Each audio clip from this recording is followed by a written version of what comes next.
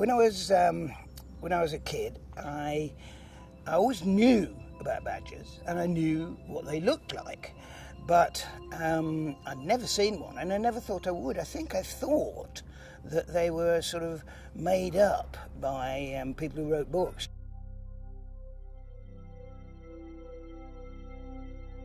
I never really thought someday I'll see one.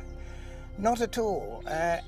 It only happened when I started making wildlife films, and at some point I no doubt said, any chance of filming badgers? My first encounter with a badger was actually on the Isle of Wight, where I used to live many years ago. There was a hotel there where the badgers were fed by the people who owned the hotel over many years. And I remember sitting one night in the moonlight watching badgers come down to feed, with foxes as well. It was a wonderful experience.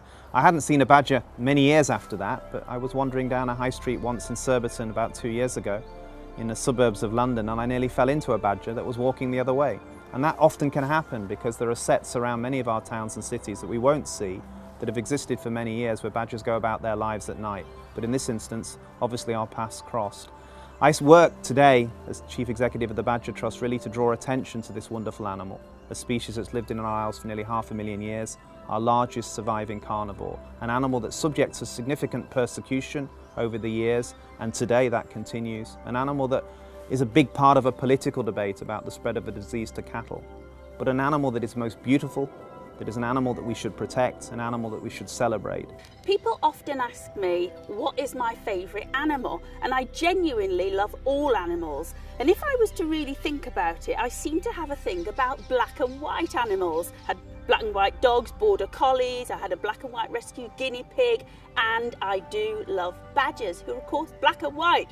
And I wonder if this came from when I was little and Bill Badger from Rupert Bear, who was always my favourite character, and I love Bill Badger so much.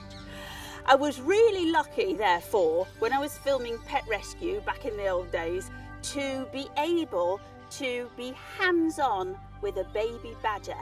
And this little baby badger here, that was his very, very last day with a human contact, and he was about to go back into the wild. So I was really, really privileged to be able to have that moment with that badger. Badgers are a classic British mammal, unmistakable, those lovely white heads with those black lines down their faces. Sometimes when you're walking along in a forest at dusk, they can be feeding, you don't notice them, suddenly they look up and you see this wondrous marking on their head. That may be a warning to other predators, keep away from me, I can actually defend myself, just like the black and white colours of a panda. But they are truly extraordinary, and they're all around us in the English countryside. They really are a classic. Nobody ever forgets their first meeting with a badger. You may have seen one running across the road or in your garden at night, and you never tire of seeing them time and again. They really are peaceful, attractive, large British mammals, truly wondrous creatures. And if you can, try to get out in the woods, try to do some badger watching. If you can find a set that's the home of a badger that's being used, if you sit quietly an hour or two before dusk and just watch downwind, you may see a whole family of badgers coming out to play, and you will never forget that. Badger cubs playing in the evening sunshine is truly wonderful. I'm here with some amazing little badgers that have been rescued, and they're all, I've been told, all little orphans that have been found wandering around. Now this seems to be quite common, that often the mother doesn't come back. Oh, he's having a bit of a bath back there. Often the mother doesn't come back, and if the badgers are at the right stage of development, they might be able to find their way out of the set to go and find some food, and that's what these little badgers are. They're the lucky ones that manage to find their way out of the set, and eventually they're going to be sent back to the wild to be released. It's absolutely wonderful, and I love these guys. And I think it's a great opportunity to actually look at how amazing these animals are, because all too often we find the poor little things lying in the middle of the road and we don't actually see them in the flesh. One of the things that I really do like about badgers is that they're family animals. They live in sets, that's what their homes are called, sets. And there's the mother, the father, and they can live in the same set for years and years and years and bring up their family there.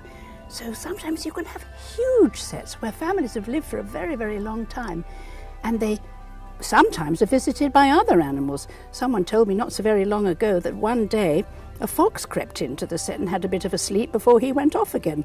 So you see, animals, unless they are hunting animals and they're going to kill something to eat, they usually keep to their own way of life.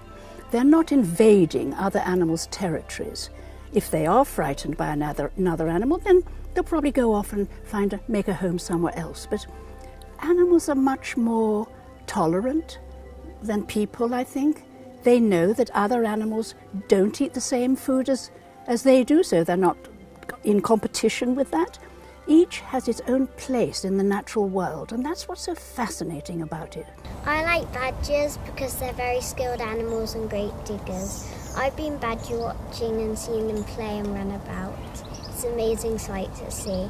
A male badger's called a boar and a female badger's called a sow. I just love badgers. So, to tell you a bit about how I feel about badgers, I decided to bring you to my local badger set. My house is a couple of 100 metres away, so the guys that live here feel a bit like neighbours. This is a classic badger set. The hole is much bigger than you'd get from a rabbit, and out the front of it there's going to be a big spoil pile, which is where everything that's been dug up from inside the set has been dumped. Here we've got dried bedding material which has been taken out by the badgers and dumped outside, and if you look around carefully you'll see lots of black and white guard hairs which are littered everywhere. The badgers are going behind me into the field, which you can just see the light out on the other side of the woodlands, and that's where they'll be feeding at night time for things like worms and probably for beetles as well. I saw my first badger when I was 8 years old. For me they were almost impossible animals to see at that stage. I'd found their footprints on this badger set that was on a slope outside a council estate. I grew up in urban Southampton, and I went over one afternoon and I set up a tent and I covered it with bracken to camouflage it, and it was about a metre away from the entrance to the badger set. On that occasion I saw no badgers because they smelled me and heard me and I was not going to score. But then my dad said these animals are quite sensitive, so what I did then was I climbed up a tree and I looked down onto the badger set, and that's when I saw my first badger. And I can remember the car horns going, I can remember people shouting in the flats, and then I can remember it getting quieter, and it was warm and it was twilight, and I looked down and I saw this little nose coming out of the badger set, and it made it up onto the mound of soil which it had excavated, and then I shone my torch on it because I was so impatient, and it ran straight back down again. And that was it. That was my introduction to badgers, and I was gripped. I used to stand on the sets where all their holes are, and I used to think these animals are just below my feet. When I was really little and I first sort of got really interested in wildlife and going outdoors, one of my first memories and first things I remember doing was going out with my dad and maybe my granddad and going down to one of my local patches and one of the local sets and watching the badgers there. We'd normally sit there for hours in the evening. Sometimes we'd see something, or if my brother was with us we tended not to because he was too noisy, but we had to be really quiet and try and keep our profile lower. But when we did see something, after waiting there for hours and hours, it was just always really made it even more worthwhile just to watch one just sort of snooping around the corner and walking towards us. It was just a real treat to see. It's very sad, isn't it, that for a lot of us, for a lot of our lives, maybe the only badger we see, or badgers that we see, are on the road and they've been hit by a car or a lorry because they're very nocturnal, they don't like being out in the daylight, and they're looking around and thinking, okay, make a run for it lads, try and cross the road, wham. And there's an awful lot, I can't remember what the figure is, but it's huge, and an awful lot of badgers that are killed on the roads. We can't do much about that, but what we can do something about is making sure that badgers are not being persecuted or involved in cruel sports and so on and so forth, or misguided plans. My best memory of watching badgers is when I was 3. I used to go down nearly every night and watch them and watch their behaviour, and I feed them peanuts sometime, and as soon as they hear the peanuts come onto the floor, they all come running out for it. My parents, who are animal lovers as well, have a lovely badger who comes to visit every night, and they feed him and they look out for him, and he's a lovely chap, and I got this photo of him which I'm very proud of. They live in complex housing accommodation called setts, and some of them can be hundreds of years old, and they've been known to be passed down from generation to generation. And the biggest set ever discovered in England was a colossal 15 metres by 35, really old set with 12 entrances. They like to live on bracken and straw and grass, and they've been known to actually carry their bedding to the entrance to aerate it. And they won't go to the toilet inside the den. They have their own little toilet area, and it's usually set aside, just a little stone's throw away from the entrance, and that's where they go, and they don't bring their food back into the den either, which is amazing. Fantastic, charismatic and very clean little creatures. So for me, they're very much a charismatic animal. They're an intriguing animal. I've still got lots to learn about badgers, there's no doubt about that. I like that. I like the fact that we don't know everything, that we're still learning. And I think the fact that they're nocturnal and they live underground, a little bit inaccessible, increases their appeal. So amongst all of the British mammals, badgers are very definitely one of my favourites. I saw my first badger when I was a little boy, about 7 years old. It was running next to the road when we were driving in our car.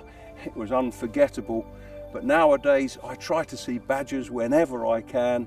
You never tire of seeing them. And if you get the chance, if you can find an active set near where you live, go there a couple of hours before dusk, put your back to a tree, get downwind, and if you're lucky, the badgers may come out of their set and begin playing in front of you. They usually spend half an hour or so before they go out looking for food. They love slurping up earthworms, finding fungi, all sorts of food like that. They'll eat virtually anything, but if you're lucky, you'll see them playing in front of their set, and if there's a family of cubs, that's the most wonderful thing. Well, here we are at the British Wildlife Centre in Lingfield in Sussex, and we've got a very opportunity here to see beautiful badgers at very close quarters. Most of us never see a badger. They are nocturnal animals, they're very shy, and often we only see them when they're dead by the side of the road. But here we have a male and female. They've lived in the centre for many years. You can see them acting naturally in this wonderful environment. They are the most beautiful animals, and they are something very special. And I spend my time talking about protecting them and about how important it is that we understand about their ecology and behaviour. And National Badger Day is really an opportunity for us to celebrate the badger as part of our landscape, one of our most important wildlife species. And when you come here and see them for all that they do, and see their behaviour and look at their natural beauty, you understand why that's so important. And I very rarely see these badgers unless I put my camera trap out, because they're mostly active by night. But I have seen on my camera trap these badgers coming out of the set, running around, having a good sniff around, playing with each other, sometimes grooming, and I have to say I'm absolutely smitten by them. Even now, at my age, having spent my entire life working with wildlife, every single time I see a badger, it is still a treasure, it's still a precious moment. And I think that's probably because, you know, we've lost so many of our big carnivores here in this country. We've hunted out the wolves and the bear, and actually all that really remains is the weasel family, the family that the badgers belong to. So we've got otters, weasels, stoats, and probably the king of them all, certainly the heaviest, is the badger. They're a fabulous animal, and one that I absolutely adore, and I think that everyone in the British countryside should learn to love them. This year when the cubs came out for the first time, they couldn't properly stand up and they were just falling over, but sometimes when I've put the peanuts down, they can get quite boisterous and they push the adults out of the way to get the peanuts, so that's probably one of my favourite things about badgers. Now I'm here with a poor little fella that's been brought in to Folly Wildlife Rescue. He was found entangled in someone's football net in their back garden, which brings me to a very important topic to talk about, which is hazards that people leave around their garden. Now, kids have got lots of toys that they like to leave out. You have nets from tennis and football, and wildlife all too often get tangled up. And it's not just badgers, it can be hedgehogs, it could be other animals. So please, please tidy up behind yourself so these little fellas don't end up in rescues. Badgers have been in the British countryside for tens of thousands of years. Fossils of their ancestors have been found with mammoths. They really are a part of the British countryside. They really need to be loved. Just a couple of times a week, put your iPad away, put it down on the table and say, I'm going for a walk, whether it's the park, the common, neighbouring wood, someone else's ground, someone else's garden, and have a little look around, see what you can find. Might not be a badger, might not be a fox, might be a beetle, might be a butterfly. Everything in nature is special.